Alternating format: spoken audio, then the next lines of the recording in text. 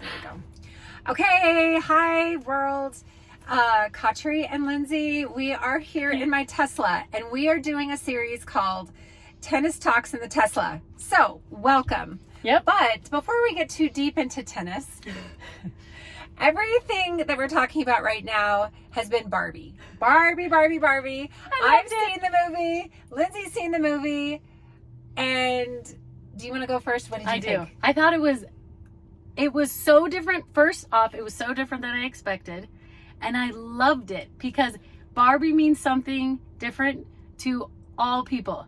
But it was a childhood toy that I played with, that I enjoyed playing with, and now I love being tennis Barbie. Like, I know that every Barbie looked so different in the movie, and they were all unique and different, and I loved it. And who doesn't want to get in pink? Like, it's just so fun. I can't believe the one day I'm not wearing pink. Like, seriously, I wear pink like every day. Mm-hmm. I love it. Yes, so I saw it too. Yep. I actually took my whole family, except my husband was out of town. Mm-hmm. But we took the whole family. We saw Oppenheimer and then had a break. And then we saw Barbie. So that was quite the commitment for a movie watching person. Because Oppenheimer was like 3 hours long. It was a long movie. It was super good. Super opposite from Barbie though too. I loved Barbie movie so much. So I did not play with Barbies growing up. I always thought they were kind of pretty, and but I don't know, I guess my parents were like super practical, and they're like, you don't need that stuff, use your imagination, you know. So I was like, okay. But I always just thought Barbie was so fun, and I've watched like documentaries on TV about Barbie, because I think like history of toys is kind of interesting. Like, I love like history of board games, and anyway, so I thought the movie was I really didn't expect a ton.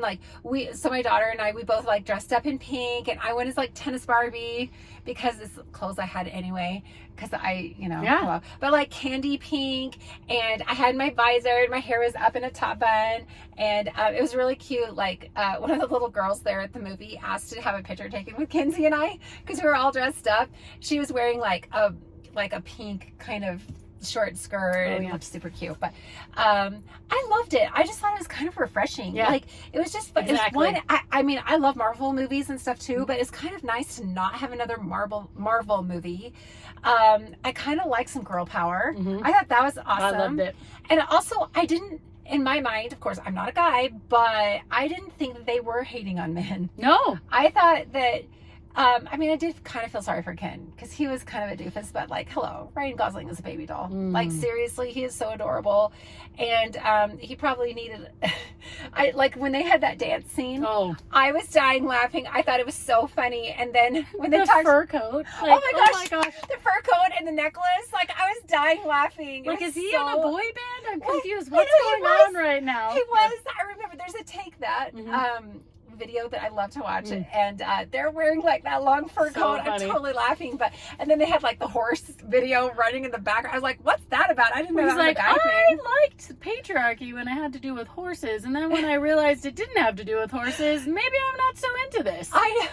It's so funny. I was like, how did that associate? But anyway. So random. I grew up thinking Ken had dark hair. Really? Yeah, and my husband was like, doesn't Ken have dark hair? And I was like, that's what I thought.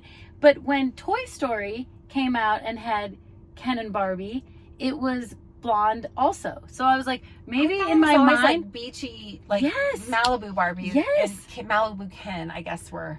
I know. I don't know blonde. why in my mind he was tall, dark, and handsome. Maybe obviously there are different Kens, just like there's different Barbies, and so they're probably and there probably should be all different kinds of Kens. Yeah, you know, like.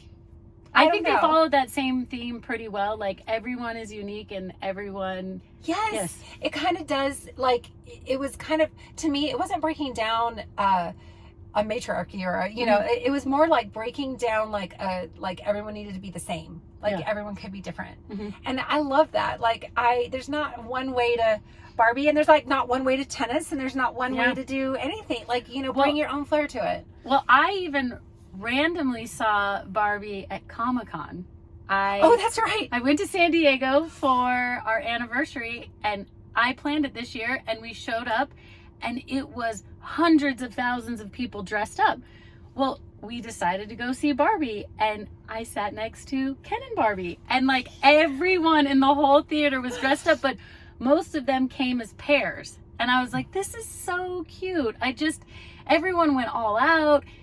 As soon as Nicole Kidman came in to do the intro for the start of like AMC movies, they all started cheering, and I was like, why are they cheering? Is she a Barbie? Do they just like her? Are they excited for the movie? Yeah, I had no idea, but the energy right from the start was like that. It was so much fun. It's kind of like you feel like you're part of a thing you can't recreate. Like you can go back and watch Barbie like months from now, but you're not going to be able to recreate how it felt to be in that audience with all the other people that were excited about the movie. It was so fun. And then for it to be a good movie. Like I really liked it.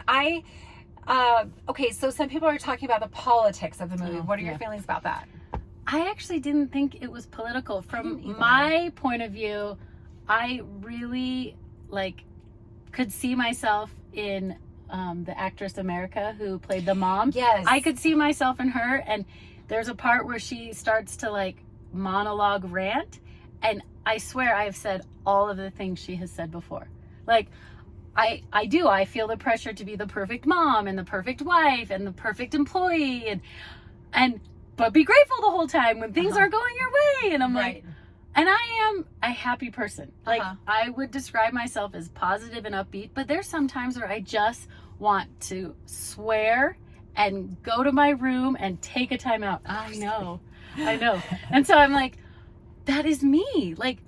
That is who I really saw myself through her storyline. I was like that is what and I didn't feel like she thought it was political, but bless her heart, she was when Barbie was like, it's your memories. I was like, yes! And I just felt like it was told from my point of view, which I was like, oh, it was so refreshing. I had no idea. Heart broke for that mama when her daughter, she's in junior high or whatever, but she's kind of blowing her off, and I was just like, it happens though. It does happen. I know. But I also kind of my heart was kind of breaking for that mama, because I know that it's a natural development of the child, but it's also it hurts when your kids are you are not cool. I know. It's okay, first of all, I know. You don't need to tell me. And secondly, thanks for rubbing it in, Anyway, but I really liked her character. Yeah. I thought that was a really beautiful way of bringing kind of that reality into Barbie land. Because who doesn't want a little fantasy? Yeah. I don't think there's anything wrong with that. But, okay, my favorite part of the movie, it's probably because I identify with it a little bit, was when they talked about depressed Barbie. Oh my God. I was laughing so hard, with the mascara down at her eyes. And then they were talking about how, she's just going to go to bed early and put her pajamas on and watch Pride and Prejudice. And I was like, what did they...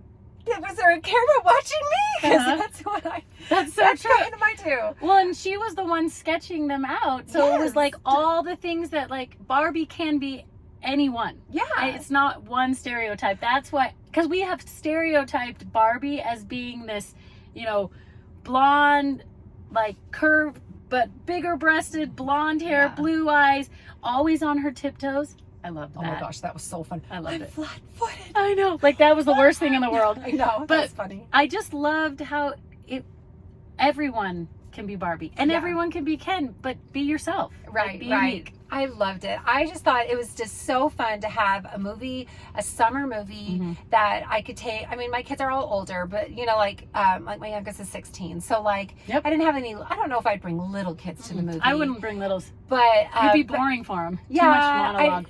But it was clever. Yeah, it was clever. So my boys witty. even liked it. My boys thought it was funny. Yeah, it was very witty to me. I loved think it. that as a people, we need to have a good sense of humor about ourselves. We need to be able to laugh, and we need to be able to be real. Be that was a miss, or I need to be better, or and then Well, and let's try. not forget one of my favorite characters, Weird Barbie. I mean, Barbie was awesome.